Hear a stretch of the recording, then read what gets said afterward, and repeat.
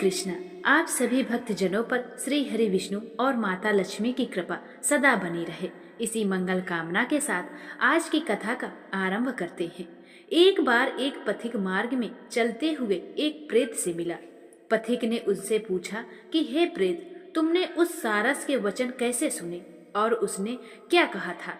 कृपा करके विस्तार से बताओ। तब प्रेत कहने लगा कि इस वन में पर्वत से निकलकर बहने वाली कुहरा नाम की एक नदी है। मैं घूमते घूमते उसी नदी के किनारे पहुंचा और थकान दूर करने के लिए वहीं रुक गया। तभी मैंने देखा कि लाल मुख और तीखे दांतों वाला एक बड़ा वानर वृक्ष से उतरकर तेजी से वहां आया जहां एक सारस सो रहा था। उस चंचल वानर ने इधर उधर बैठे कई पक्षियों को देखा और अंत में उस सोए हुए सारस को अपने पैरों से कसकर पकड़ लिया। अन्य सभी पक्षी भय के कारण उड़कर चले गए, पर सारसी डर के कारण वही विलाप करती हुई बैठी रह गई। नींद खुलने पर और भय से आंखें खोलकर सारस ने वानर को देखा और मधुर वाणी से बोला कि हे वानर, बिना किसी कारण तुम मुझे कष्ट क्यों दे रहे हो? इस संसार में राजा भी केवल अपराधी को ही दंड दिया करते हैं, फिर तुम जैसे प्राणी ऐसा क्यों कर रहे हैं? हम तो अहिंसा का पालन करते हैं, दूसरों का बुरा नहीं चाहते, जल की काई को खाते हैं, आकाश में उड़ते हैं और वन में रहते हैं, अपनी पत्नी से प्रेम करते हैं, पराई स्त्री से दूर रहते हैं, चोरी नहीं करते और किसी को पीड़ा भी नहीं देते। इसलिए हे वानर जी, मुझे छोड़ दो, मैं तुम्हारे पूर्व जन्म का हाल जानता हूँ। यह सुनकर वानर उसे छोड़कर दूर बैठ गया और बोला कि तुम मेरे पूर्व जन्म को कैसे जानते हो? तुम तो केवल एक पक्षी ही हो। तब सारस बोला कि मुझे अपनी जाति की स्मृति है, उसी से मैं तुम्हारा पूर्व जन्म जानता हूँ। तुम पहले विंध्य पर्वत के राजा थे और मैं तुम्हारे कुल का पुरोहित था। राजा होकर तुमने अपनी प्रजा को बहुत कष्ट दिया और अनुचित तरीके से धन एकत्र किया। उन्हीं पापों के कारण पहले तुम भयानक नरकों में पड़े और 3000 वर्षों तक यातनाएं भोगी। फिर शेष पापों के कारण इस वानर योनि में जन्म मिला।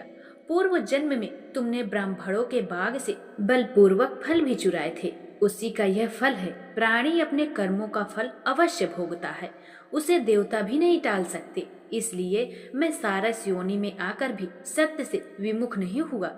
यह सुनकर वानर ने पूछा कि यदि तुम सब जानते हो तो यह भी बताओ कि तुम पक्षी कैसे बने? तब सारस बोला कि अब मेरी भी दुर्गति सुनो। एक बार सूर्य ग्रहण के समय तुमने नर्मदा तट पर ब्राह्मणों को बहुत दान दिया था, पर मैंने पुरोहित होते हुए भी उस दान का बड़ा भाग अपने घर ले लिया। उस पाप के कारण मैं अपने भयानक नरकों में गया, जहाँ कीड़े मकोड़े, पील और रक्त से भरे स्थानों में 3000 वर्ष तक यातना भोगी। फिर शेष पापों के कारण सारस योनि में जन्म मिला, क्योंकि मैंने एक बार अपनी बहन के घर से कांसे का पात्र चुराकर एक जुआरी को दे दिया था। यही मेरी स्त्री भी पहले जन्म में ब्राह्मणी थी, उसने भी चोरी की थी, इसलिए यह भी सारसी बनी। अब आगे का भविष्य सुनो। हम दोनों आगे चलकर हंस योनि में जन्म लेंगे, फिर गौ योनि में और अंत में दुर्लभ मनुष्य जन्म प्राप्त करेंगे, जहाँ मनुष्य पुण्य और पाप दोनों कर सकता है। यह सारा संसार शिव की माया से कर्मों के बंधन में बंधा है। सभी जीव इस मार्ग में भटकते हुए अपने कर्मों का फल भोगते हैं। बड़े बड़े महात्मा भी कर्म फल से नहीं बच सकते, केवल तत्व ज्ञान वाले ही इससे पार जाते हैं। इसलिए हे वानर, धैर्य रखो और समय की प्रतीक्षा करो। यह सुनकर वानर बोला कि पहले मैं राजा था और तुम पुरोहित, अब तुम मुझे उपदेश दे रहे हो। तुम्हारे वचनों से मेरा मोह नष्ट हो गया है, अब मैं शांत होकर इस वन में विचरूंगा। प्रेत आगे कहने लगा कि यह संवाद सुनकर मेरा भी मोह और शोक नष्ट हो गया। फिर प्रेत ने पथिक से कहा कि हे यात्री, तुम जो गंगा जल अपने साथ लाए हो, कृपया करके मुझे थोड़ा जल दे दो। मैंने गंगा जल की महिमा स्वयं देखी है। एक ब्राह्मण जो यज्ञ कराने के बाद ब्रह्म राक्षस बन गया था, वह हमारे साथ वर्षों तक रहा। उसके पुत्र ने उसकी अस्थियां गंगा में प्रवाहित की और वह तुरंत सदगति को प्राप्त हुआ। इसलिए मैं तुमसे जल मांग रहा हूँ, क्योंकि मैं हजारों वर्षों से प्रेत योनि में भटक रहा हूँ, जहाँ न अन्न मिलता है न जल। तब पथिक सोच में पड़ गया कि यह जल तो माता पिता के लिए ले जा रहा हूँ, पर प्राण रक्षा सबसे बड़ा धर्म है। अंत में उसने गंगा जल प्रेत को दे दिया। जल पीते ही वह प्रेत दिव्य शरीर धारण कर स्वर्ग की ओर चला गया। तब ऋषियों ने कहा कि गंगा जल की महिमा अपार है, इसके समान कोई दूसरा मुक्ति का साधन नहीं। इसके स्पर्श से ही पाप नष्ट हो जाते हैं और प्रेत भी मुक्त हो जाता है। जो गंगा में स्नान करता है वह बैकुंठ को प्राप्त करता है। यदि पितरों को गंगा जल में तर्पण किया जाए तो वे भी स्वर्ग को प्राप्त होते हैं।